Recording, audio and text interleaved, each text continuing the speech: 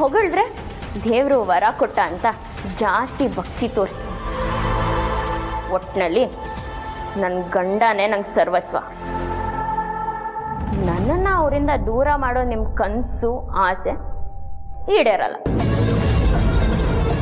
ಇದನ್ನ ಆ ಡಿಸೈನ್ ಮಾಡೋ ಮೂಲಕ ಸಾಬೀತು ಮಾಡ್ತೀನಿ. ದೀಪ ಆರೋಗೋಕ್ ಮುಂಚೆ ಜೋರಾಗಿ ಉರಿಯತ್ತಂತೆ. ಯಾಕೋ ನಿನ್ನನ್ನು ನೋಡಿದ್ರೆ ಆದಷ್ಟು ಬೇಗ ನೀನಾಗಿ ನೀನೇ ಈ ಮನೆಯಿಂದ ಹೊರಗೋಗೋ ಕಾಲ ಬರುತ್ತೆ ಅನ್ಸುತ್ತೆ. ಎಲ್ಲ ಟೈಮಲ್ಲೂ ಉರಿಯೋ ದೀಪನ ಆರ್ಸಕ್ಕಾಗಲ್ಲ. ಕೆಲವು ಸಲ ಆರ್ಸೋರ್ ಕೈಯೇ ಸುಟ್ಟೋಗತ್ತೆ. ಹುಷಾರಾಗಿ.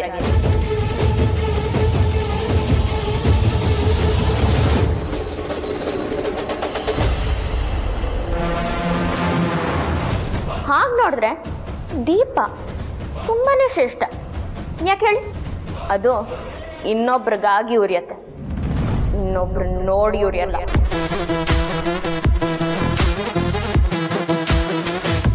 ಈ ತರ ಪಾಠಗಳನ್ನೆಲ್ಲ ನನಗೆ ಅರ್ಥ ಮಾಡ್ಸಕ್ ಬಡ್ಬೇಡ ನೀನು. ಸರಿಯಾಗಿ ಹೇಳ್ರಿ. ಕೆಲವು ಸಲ ಯಾರಿಗೂ ಏನು ತುಂಬಾ ಅರ್ಥ ಮಾಡ್ಸಕ್ ಹೋಗ್ಬಾರ್ದು. ಆದ್ರೆ ಈ ಚಾಲೆಂಜ್ ಅಲ್ಲಿ ನೀನು ಖಂಡಿತವಾಗ್ಲೂ ಸೋಲ್. ಗೆಲ್ಲೋ ತಾಕತ್ತಾಗ್ಲಿ ಯೋಗ್ಯತೆ ಆಗ್ಲಿ ನಿನಗಿಲ್ಲ. ಮುತ್ತಿ ಯಾವಾಗ್ಲೂ ಸಮುದ್ರದಲ್ಲೇ ಇರುತ್ತೆ. ಯಾಕೆ ಹೇಳಿ? ನನ್ನನ್ನು ಯಾರು ನೋಡ್ಬಾರ್ದು ಅಂತ ಅಲ್ಲ, ಯೋಗ್ಯತೆ ಇರೋರ್ಗೆ ಮಾತ್ರ ಕಾಣಿಸ್ಕೋಬೇಕು ಅಂತ. ಅದೇ ತರ ನನ್ನ ಯೋಗ್ಯತೆ ಏನು ಅಂತ ನನ್ನನ್ನು ಅರ್ಥ ಮಾಡ್ಕೊಂಡಿರೋನ್ ಮಾತ್ರ ಗೊತ್ತು.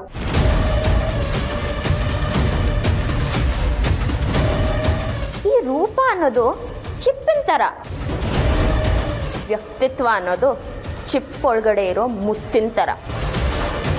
ನೀವು ಹಾಕಿರೋ ಸವಾಲಲ್ಲಿ ಗೆದ್ದು ಇತಿಹಾಸ ನಿರ್ಮಿಸದೆ ಹೋದ್ರು ಸ್ವಲ್ಪನಾದ್ರೂ ನಿಮ್ಮ ಅಹಂಕಾರನ ಇಳಿಸ್ತೀನಿ. ಇದು ನಾನು ನಿಮ್ಗೆ ಹಾಕ್ತಿರೋ ಸವಾಲಲ್ಲ, ನನಗೆ ನಾನೇ ಹಾಕುತ್ತಿರೋ ಸವಾಲು.